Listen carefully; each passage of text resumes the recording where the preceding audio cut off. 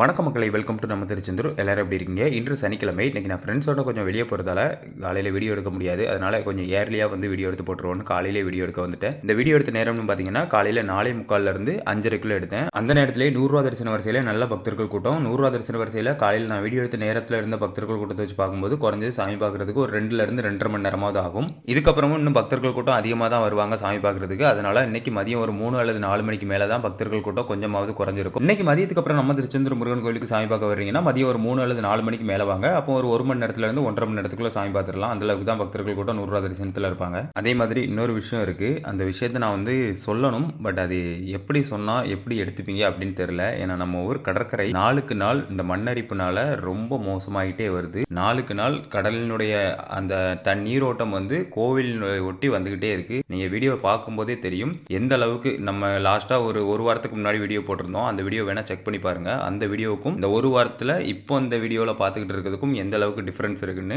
திருச்செந்தூர் முருகன் கோவில் கடற்கரைக்கு இறங்கக்கூடிய இறங்குதளமாக ஒரு 3 தளம் அமைச்சிருப்பாங்க. அந்த 3வது தளத்துக்கு இந்த கடற்கரையினுடைய நீரோட்டம் உள்ள வரைக்கும் வந்துட்டு இப்போ திருச்செந்தூர் முருகன் கோவில் அந்த படிக்கும் கடற்கரைக்கும் அதிகபட்சமாக பார்த்தீங்கன்னா ஒரு 20லேருந்து 25 மீட்டர் தூரம் தான் இருக்கும். அந்த அளவுக்கு தான் திருச்செந்தூர் முருகன் கோவிலினுடைய கடற்கரை பரப்பளவு இப்போதைக்கு இருக்கு. இதே நிலை தொடர்ந்தால் திருச்செந்தூர் முருகன் கோவிலினுடைய கடற்கரையின் பரப்பளவு மிகவும் மோசமான நிலைக்கு தள்ளப்படும் அப்படிங்கிறது தான் மறுக்க முடியாத உண்மை.